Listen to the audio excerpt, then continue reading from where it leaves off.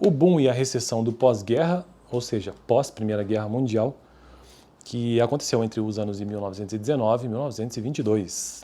Já comecei esse tópico no vídeo passado e hoje quero dar continuidade. Eu estou utilizando este livro, texto base, sobre a história econômica do Brasil, né, a Ordem do Progresso, 100 anos de política econômica da República, da economia, 100 anos de política econômica da Republicana, ou seja, de 1889 para cá.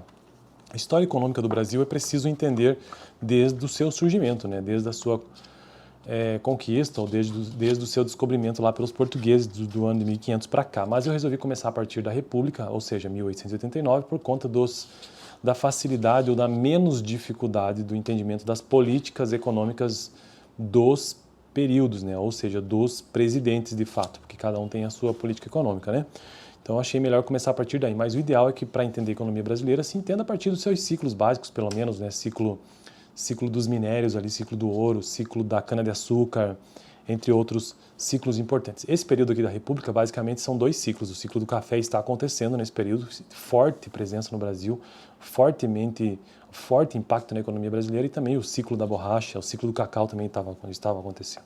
Então, continuando o vídeo anterior sobre essa recessão pós-Segunda Guerra, porque esse período aqui, que vai de 1900 a 1930, que é a Primeira República, houve um período de ouro da economia brasileira, que foi em 1913, se bem me lembro, deixa eu ver se foi isso mesmo.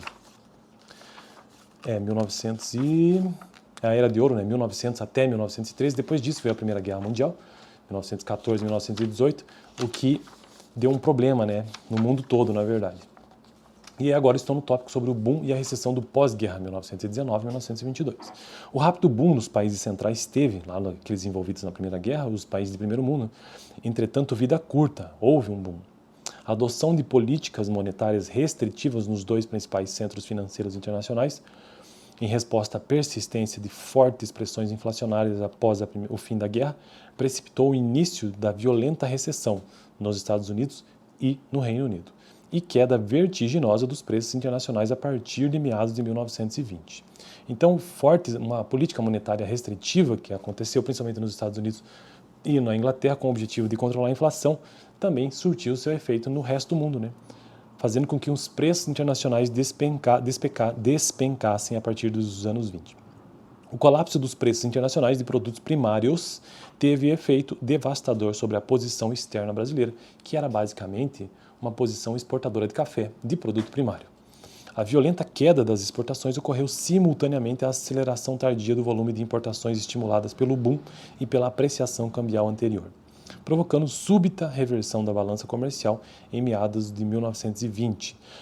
Provavelmente ela era superavitária, tornou-se deficitária, o que, além de ter efeito fortemente recessivo, causaria grande depreciação cambial a partir do segundo semestre desse ano, de 1920. A recessão mundial de 1920 teria profundas repercussões sobre a condução da política econômica por seu impacto desestabilizador sobre a taxa de câmbio e o equilíbrio do setor cafeeiro. Como eu disse, o setor cafeeiro na verdade, determinava a economia brasileira nesse período. A preocupação imediata do governo foi tentar minimizar a velocidade e a magnitude da desvalorização cambial. Esta preocupação, ou seja, a moeda corrente brasileira naquele momento estava perdendo seu valor globalmente, né? Inclusive na economia doméstica. Essa preocupação, que reflete na economia doméstica, essa preocupação justificava-se, por um lado, pela sensibilidade da posição orçamentária do governo federal em relação à taxa de câmbio. Dado o grande peso da tarifa das alfândegas na Receita Federal e o vulto das despesas em moeda estrangeira no gasto público, uma forte desvalorização cambial agravaria ainda mais a já precária posição financeira do governo. Então, como sempre, né, o Brasil gastando muito e aplicando pesadas tarifas sobre o seu próprio povo. Isso seria especialmente verdade naquele momento, quando as despesas inadiáveis ligadas à reposição do desgaste sofrido pelo equipamento do setor público durante a guerra somaram-se a do grande programa de obras lançado no início do governo Epitácio Pessoa, em grande parte contratadas com empresas estrangeiras. Deixa eu repetir esse último trecho, que eu vou parar o vídeo por aqui, né? Isto seria especialmente verdade, o gasto público elevado, naquele momento, quando as despesas inadiáveis ligadas à reposição do desgaste sofrido pelo equipamento do setor público durante a guerra somaram-se as do grande programa de obras públicas lançado no início do governo de Epitácio Pessoa, em grande parte contratadas com empresas estrangeiras, inclusive. Ou seja, era dinheiro público saindo do país de um jeito ou de outro, né? Piorando, portanto, a balança comercial do país. Bom, então eu fico por aqui e no próximo vídeo eu continuo a partir deste ponto, desta situação precária de gasto governamental, dessa crise ou do boom e recessão do pós-guerra 1919 até 1922, especialmente no ano de 1920.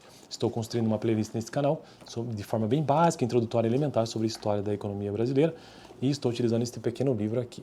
No próximo vídeo, como já mencionei, continuo a partir deste ponto. No vídeo passado eu tratei um pouco mais sobre esse boom e recessão do pós-guerra. Valeu!